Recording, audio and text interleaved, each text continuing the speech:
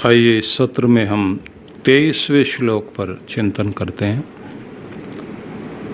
ओम तत्सत् इति निर्देशो ब्रह्मणस्त्रिविधः स्मृतः ब्रह्मणास्तेन वेदाश्च यज्ञाश्च विहितः पुरा। ओम तत्सत् संपूर्ण ब्रह्मांड का मूल है। ओम तत्सत् यह 3 प्रकार का निर्देश अथवा नाम ब्रह्म के लिए कहा गया है। सृष्टि के पूर्व काल में उसके द्वारा ही ब्राह्मण ग्रंथ, वेद और यज्ञों का विधान किया गया। ब्रह्म जो समस्त चराचर जगत का आश्रय है, जो नाम रूप और जाति से परे है, ब्रह्म को जब नाम से पुकारा जाए तो वह निराकार होते हुए भी साधक के समक्ष अभिव्यक्त होता है।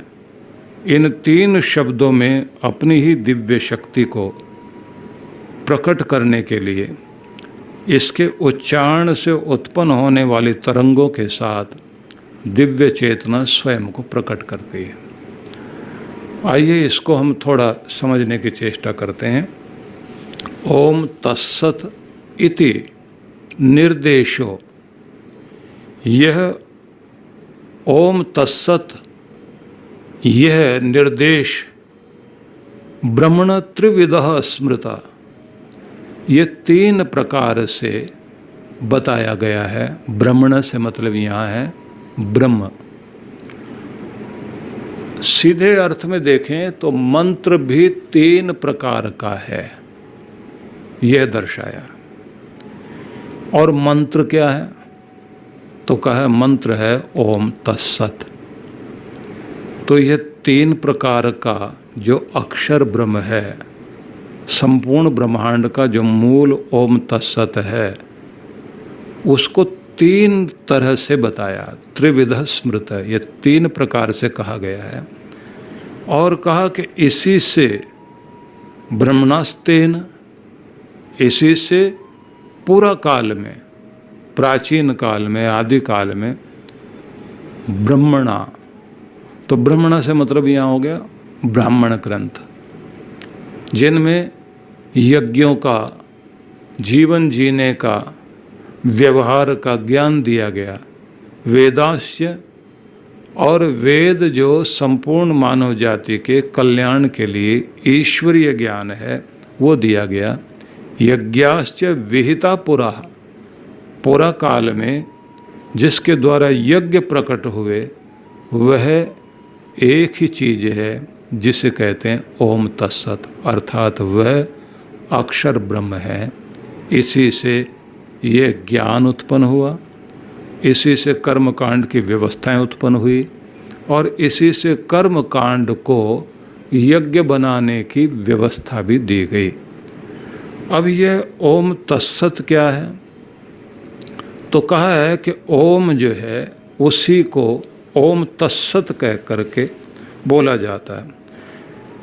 इसके लिए हमारे जो अनुष्ठान करने के लिए प्रयुक्त होने वाले ग्रंथ हैं, उसमें एक निर्देश है। और वो निर्देश है कि जब कोई यज्ञ अनुष्ठान में दोष हो जाए तो उस दोष को दूर करने के लिए इस शक्तिशाली मंत्र का प्रयोग करना चाहिए। तो उससे क्या होता है? तो कहते हैं उससे सारे दोष दूर हो जाते हैं, क्योंकि ओम कहें या ओम तत्सत् कहें, इसके उच्चारण से आध्यात्मिक अनुशासन और साधना प्रारंभ हो जाती है। इसलिए इसे सर्वोच्च शक्ति माना गया है। ओंकार के 3 रूपों को दर्शाया गया। तो इसमें एक शब्द हुआ ओम, दूसरा हुआ तत्, तीसरा हुआ सत्। अब इन तीनों को समझने के लिए हमें विचार करना होगा। ओम वह है जिसको अवति इति ओम कहा गया। जो हमारा रक्षक है वही ओंकार है। जो प्राणदाता है वह ओंकार है। जो सुख दाता है वह ओंकार है। जो दुख विनाशक है वह ओंकार है। आगे यहाँ एक शब्द का प्रयोग किया, तत्, वह। अब ये शब्द का प्रयोग बहुत अद्भुत है और गायत्री मंत्र में भी तत् का ही प्रयोग किया गया। तो वह लगा देने का मतलब ये होता है कि जिसके प्रति हमारे मन में बहुत प्यार है, जिसके प्रति हमारे मन में बहुत आदर है, तो उसका नाम लिए बिना या जिसके गुण, जिसका की महिमा इतनी अनंत है कि जिसे शब्दों में न कहा जा सके, उसे तत् शब्द कह करके प्रयोग किया गया। सामान्य भाषा में भी रिश्तों में आप देखते हैं कि पत्नी अपने बच्चों से बोल रही होती है कि उनके आने का समय है, वो अभी आएंगे, तुम्हें डांटेंगे, तुम गलत करते हो, मैं आने दो उनको, मैं बता दूंगी। अब वो कौन? अब वो ये तो नहीं बोलती कि पति का नाम गोपाल है तो गोपाल आएगा तो मैं बताऊंगी, वो डांटेगा तुम्हें आकर के। वो शब्द में सब कुछ आ जाता है कि जिसके प्रति बहुत आदर है, प्रेम भी है, समर्पण है जिसके प्रति, जिसको हम समझते हैं ये हमारा सहारा है, सारी महिमा जिनके साथ जुड़ जाती है, तब वहाँ एक ही शब्द चलता, वो। तो उसे आप कह लीजिए तत्, जिसे उपनिषदों ने नेति कह दिया। ये नहीं, ये नहीं, ये नहीं, जो तुम कह रहे हो ये नहीं है, क्योंकि इतना नहीं है वो, क्योंकि तुम इतने तक जा रहे हो, तुम्हारी सीमाएं हैं, तुम सीमाओं में जीते हो। वो परमात्मा जो सीमाओं से परे है, इसलिए उसे असीम शब्द से पुकारा गया।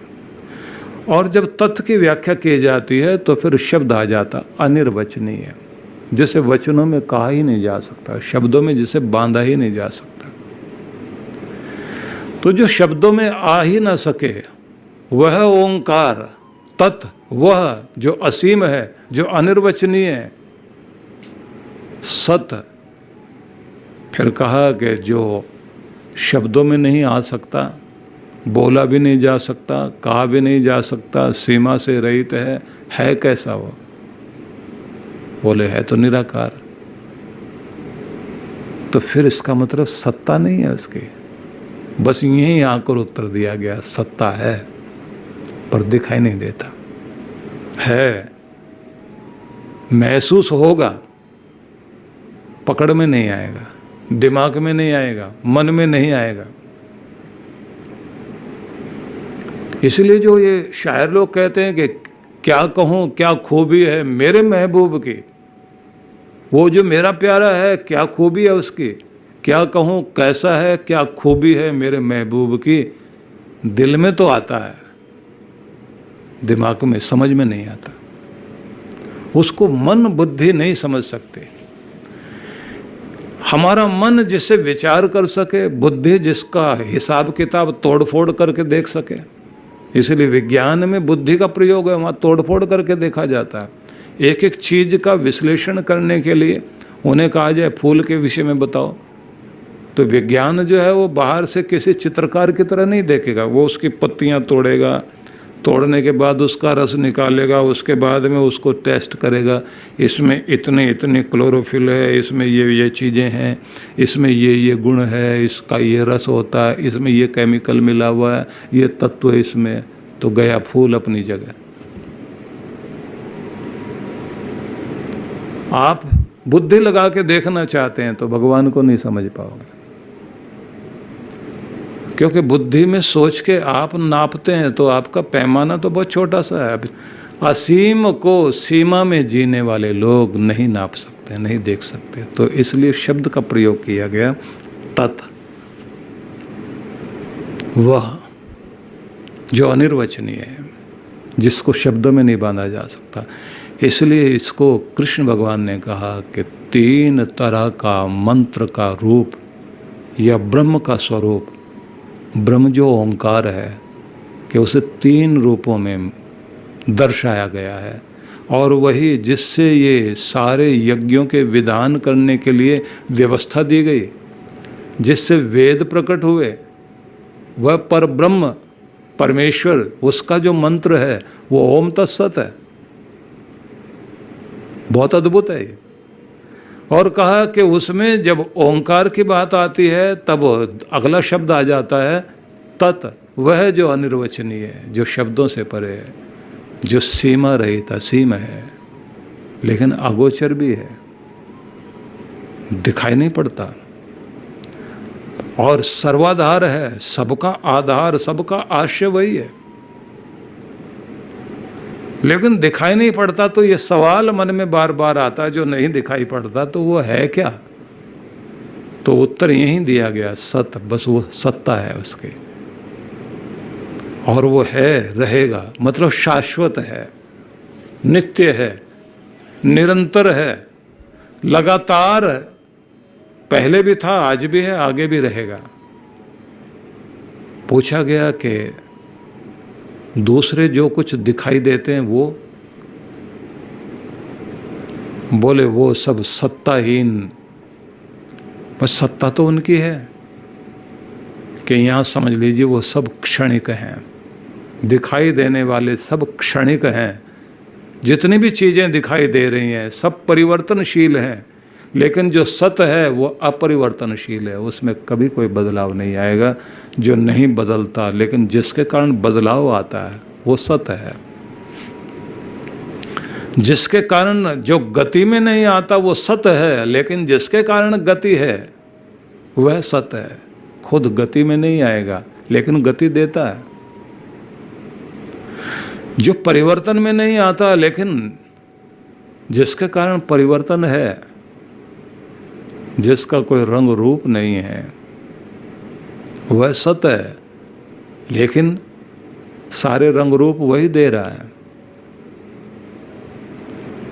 वह शक्तिमान, सारी शक्ति उसकी है, और उसके बिना संसार, वह अपनी शक्ति खींच ले तो कुछ भी संसार में शक्ति न रह जाए, इसलिए शक्ति भी वही है।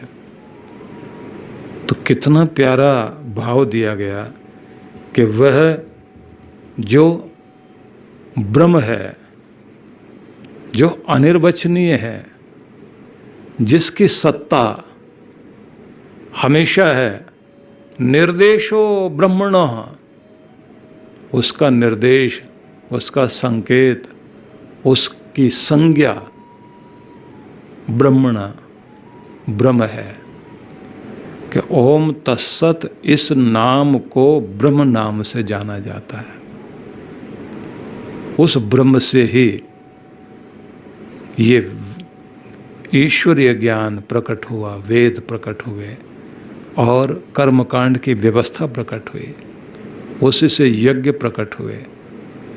और कहा पूरा प्राचीन काल में, प्राचीन से मतलब हुआ प्रारंभ में, जब सृष्टि बनी तो उस सृष्टि के बनते ही ये व्यवस्थाएं उत्पन्न हुई। क्योंकि कोई मशीन बनाई जाती है तो उसके प्रयोग करने की विधि भी साथ में लिखकर दी जाती है। तो भगवान ने संसार बनाया, अब संसार में रहना कैसे है, संसार का प्रयोग कैसे करना है, तो इसकी विधि पुस्तिका भी दी जानी थी। तो उस विधि पुस्तिका का नाम है वेद। और उसके बाद ऋषियों ने उसी वेद को आधार बनाकर जो ग्रंथ दिए, जिन्हें ब्राह्मण ग्रंथ कहा गया है, और साथ में जो यज्ञ के विधान दिए गए। तो प्राचीन काल में यह कहा जाना चाहिए, आदि में जो कुछ दिया गया वह ब्रह्म से ही उत्पन्न हुआ। भगवान ने सृष्टि को बनाया और सृष्टि को बनाने के साथ सृष्टि की व्यवस्था चलाने के लिए, मतलब सृष्टि में व्यवस्थित होकर जीने के लिए और व्यथा रहित जीवन जीने के लिए भगवान ने अपनी तरफ से जो कुछ प्रकट किया ज्ञान के रूप में, वह वेद, ब्राह्मण ग्रंथ और यज्ञ।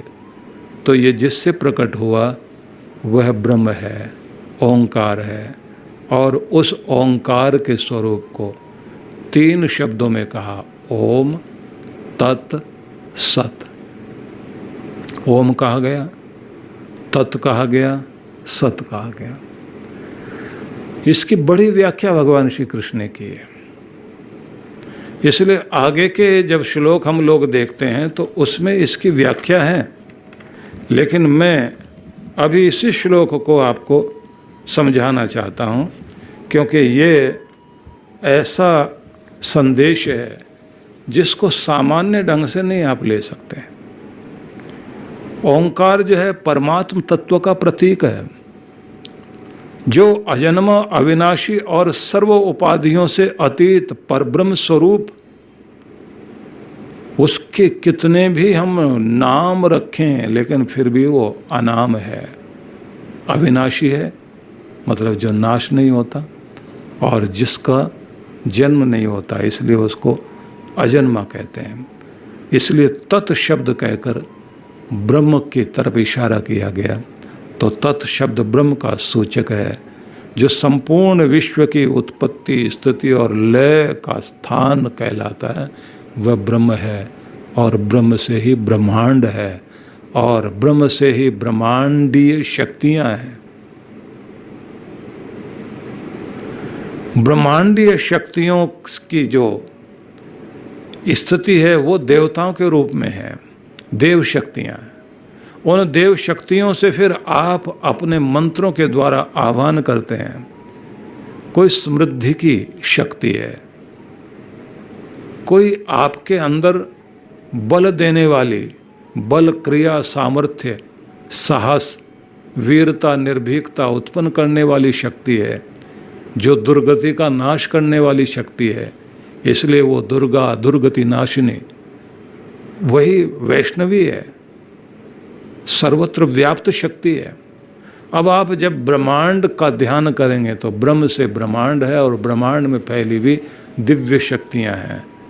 तो वहीं ज्ञान के अधिष्ठात्री शक्ति है। वहीं पर आप स्थान देवता, कुल देवता, ग्राम देवता, अनेक अनेक तरह की चीज़ें देखते हैं। तो वह सब व्यक्ति अलग अलग रूपों में विचार करने लगता है, लेकिन उस एक परमेश्वर से ही, उस परब्रह्म से ही इन शक्तियों का स्वरूप चारों तरफ फैला हुआ, उसी से हम लोग लाभ लेते हैं। इसलिए अलग अलग शक्तियों के मंत्र हैं, ध्वनियाँ हैं, उन ध्वनियों के अपने कंपन हैं, वाइब्रेशन है, उनकी अलग अलग लहरें, आवृत्तियाँ हैं, जिनको आप फ्रीक्वेंसी बोलते हैं।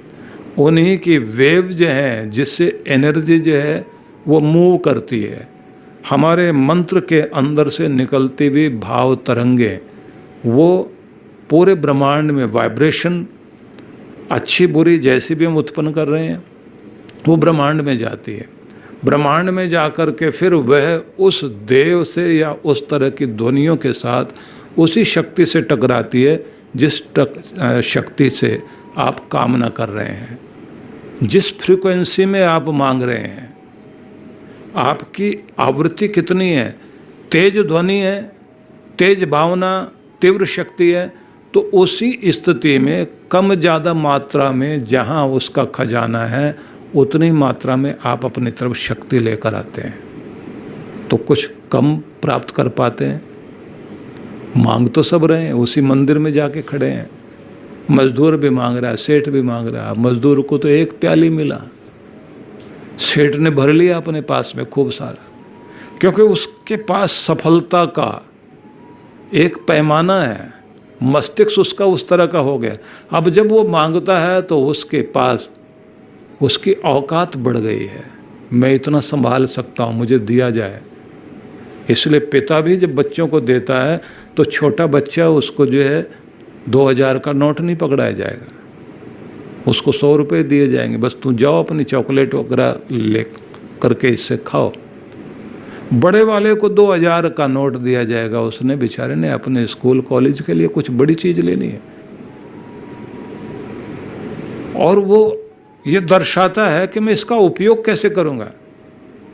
इसलिए अगर किसी के पास पात्रता नहीं है, या तो उसको दिया ही नहीं जाता, और अगर दे भी दिया जाए तो जिस तरह से दिया गया उसी तरह से वापस लौट आता है। इसलिए ज़्यादातर लोगों के पास धन वैभव पहुंच भी जाए तो उनके पास टिकता नहीं है, क्योंकि उन्होंने पात्रता विकसित नहीं की।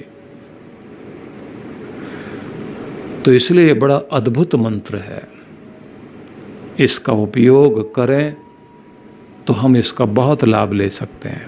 आइए इस सूत्र में फिर हम विचार करते हैं। ओम तत्सत शब्द का प्रयोग करते हुए भगवान श्री कृष्ण ने कहा कि यह ब्रह्म का वह स्वरूप है। सत का अर्थ है जो त्रिकाल अबाधित सत्ता है, तीनों कालों में जो अबाधित सत्ता है, जिसमें कोई भी काल, भूतकाल, भविष्यकाल, वर्तमान काल कोई बाधा नहीं पहुंचाता, क्योंकि वक्त के साथ वस्तुओं में परिवर्तन होता है, लेकिन जिसमें कोई परिवर्तन होता ही नहीं, त्रिकाल अबाधित सत्ता ही सत है। ओम तत्सत इन तीन शब्दों के द्वारा विश्वातीत, विश्व कारण, वह जो विश्व व्यापक परमात्मा है, उसके स्मरण को इस शब्द के द्वारा किया गया है और उसी से तादात्म्य करना, ईश्वर के साथ अपने आप को जोड़ना है। और इस उच्चारण के साथ ही जब हमारा ध्यान जुड़ जाता है भगवान से, तो हमारे कर्म भी शुद्ध हो जाते हैं, भाव शुद्ध हो जाते हैं, अंतःकरण पवित्र हो जाता है।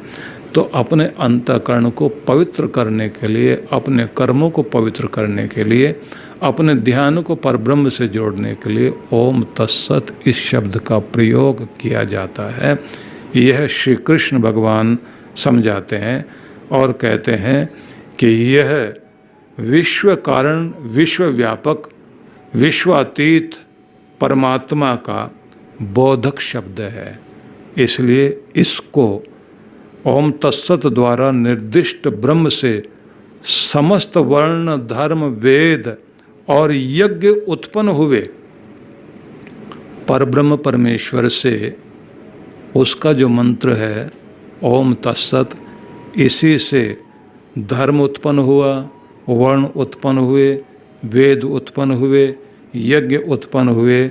यह ओम तत्सत त्रिविध नाम ब्रह्म को दिया गया है। सृष्टिकर्ता की सृष्टि रचना करने की शक्ति इसी से निःसृत हुई।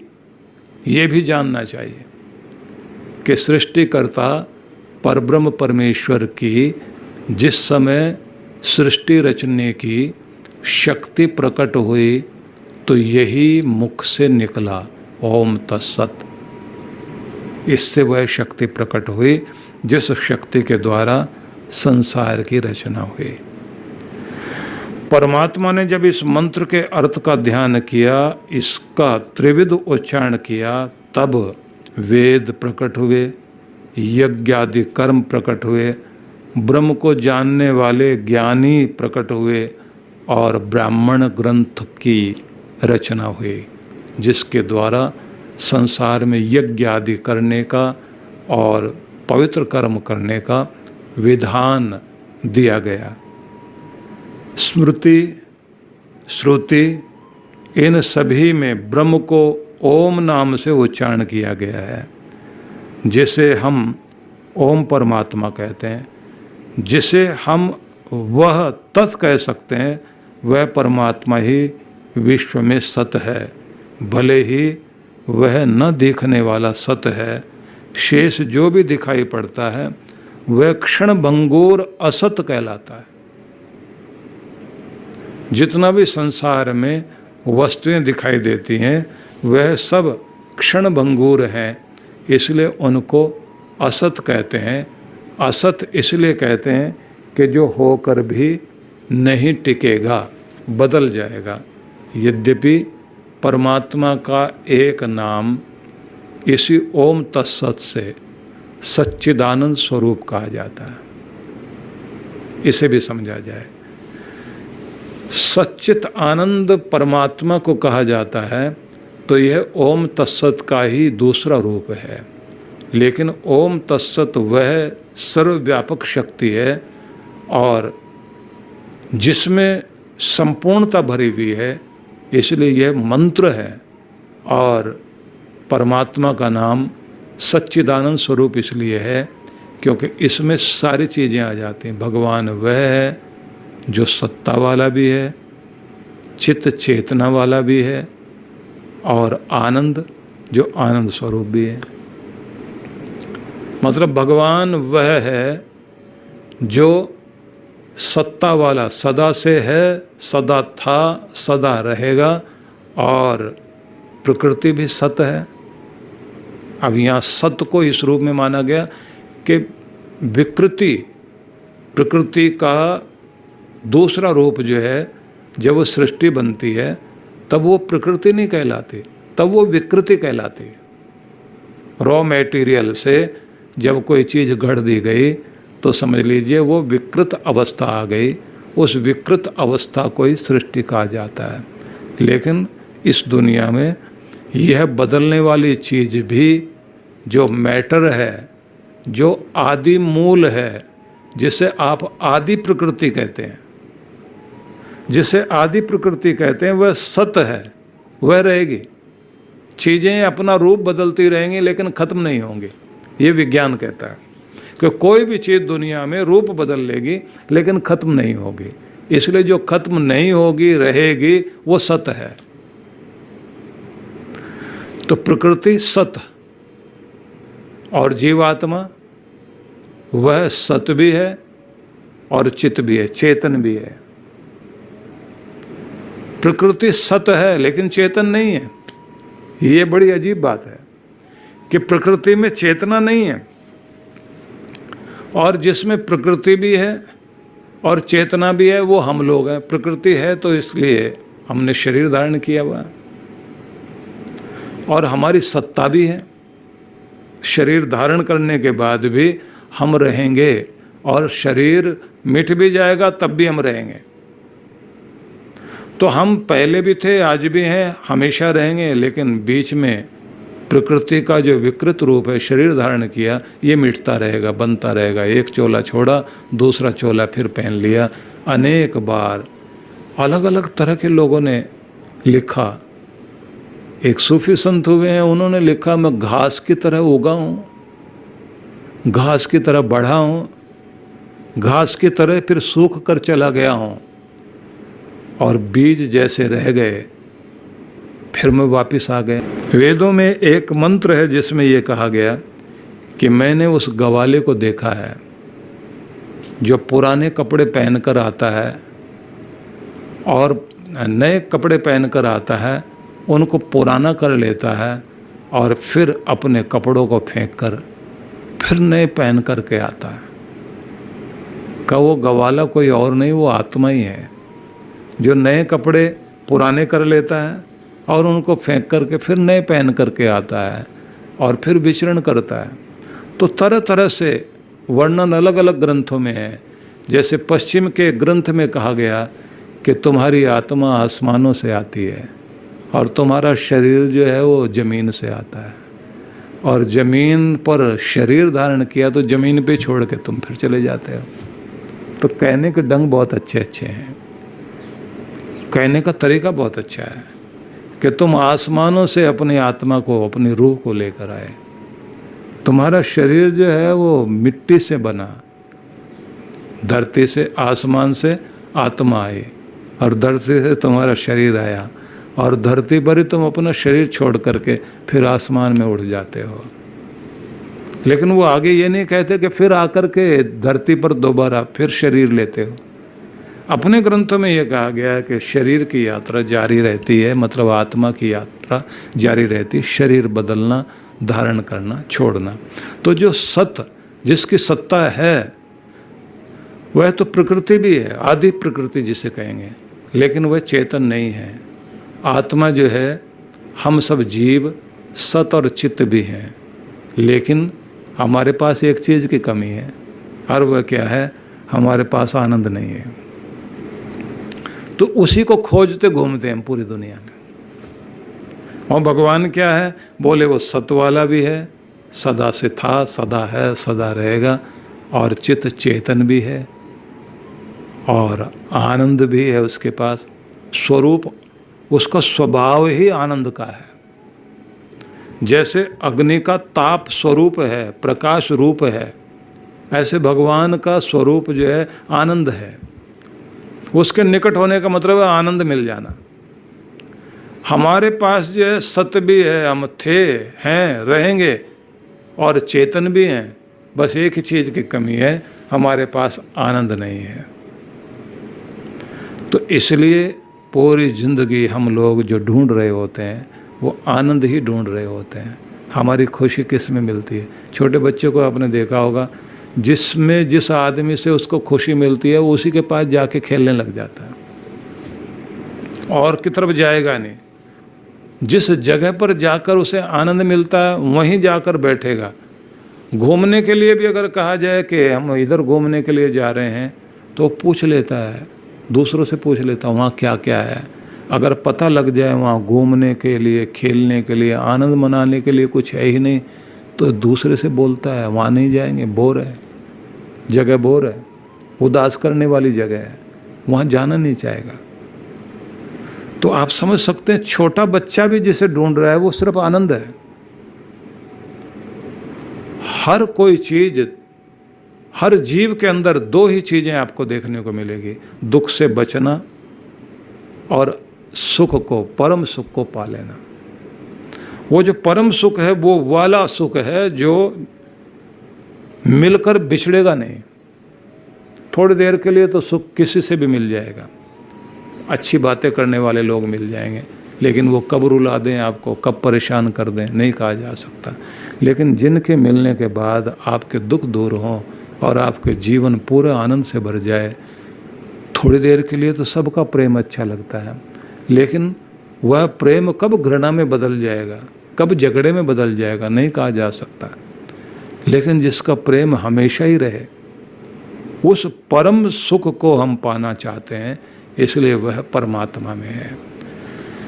जब कभी किसी आदमी में ऐसी चीजें दिखाई देती हैं तो लोग कहते हैं परमात्मा का ही रूप है।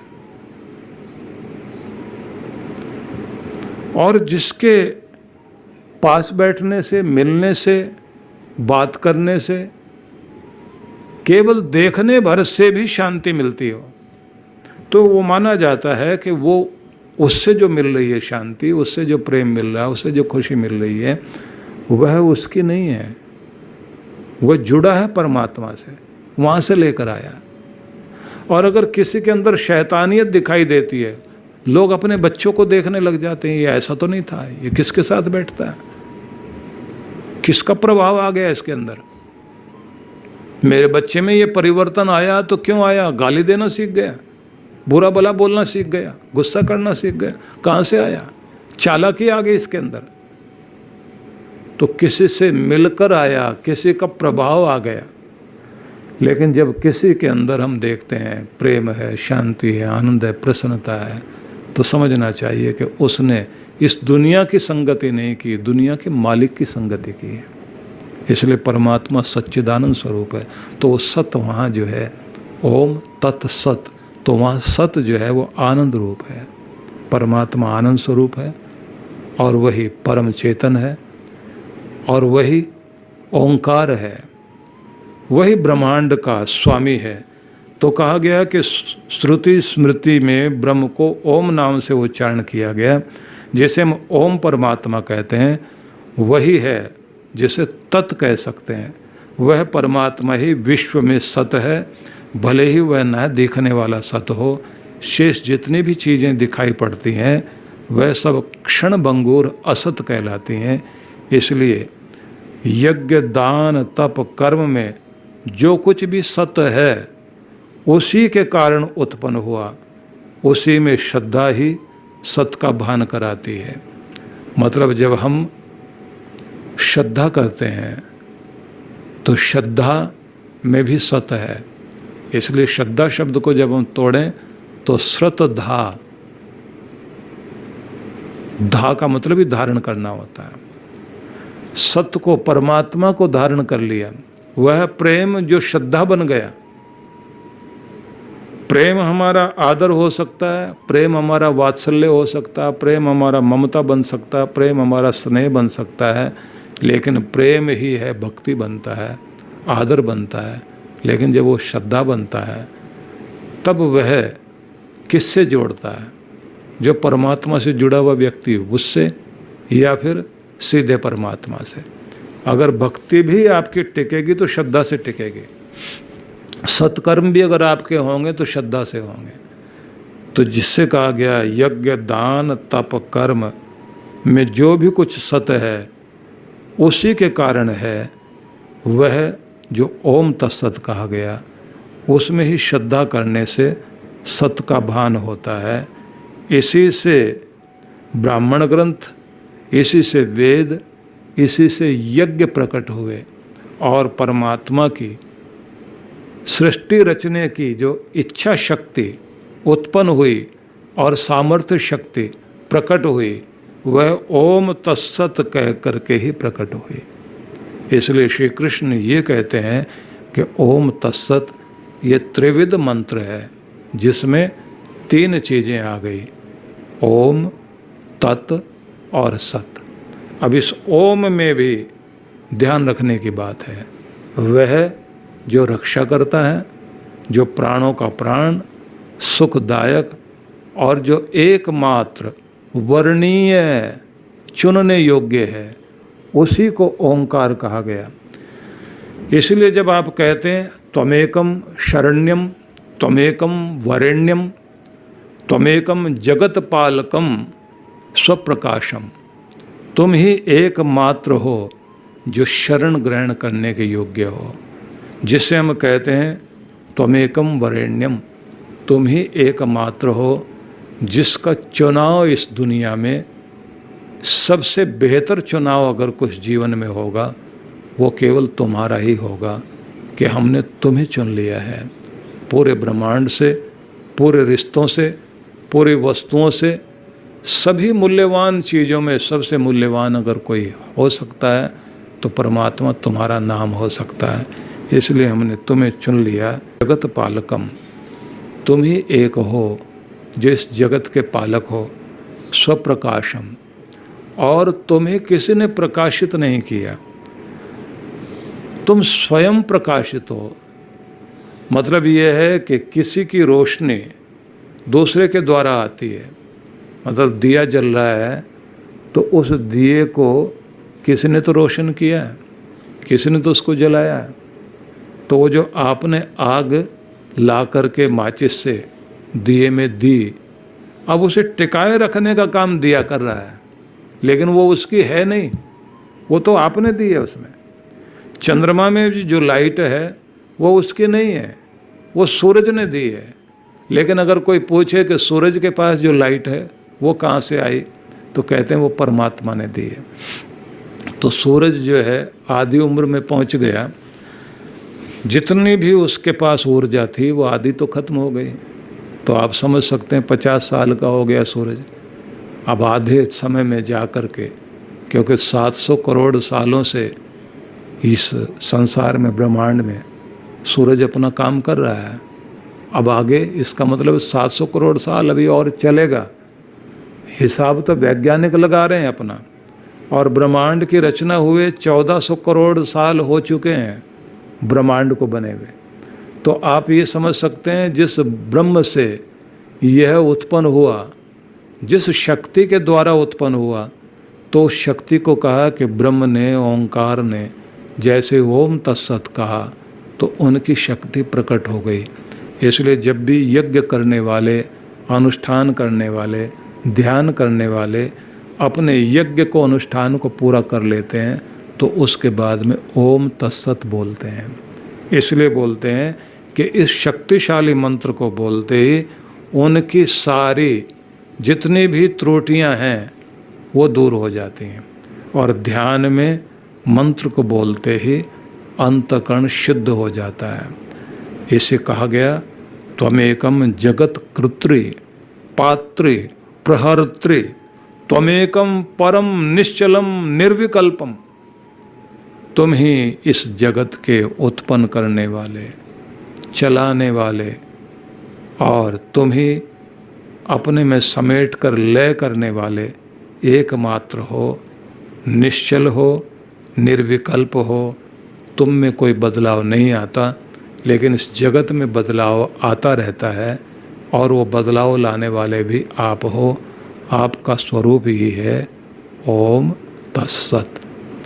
तो यह श्री कृष्ण भगवान ने गीता में उपदेश दिया, जिसको हम लोगों ने इस सत्र में पूर्ण किया है।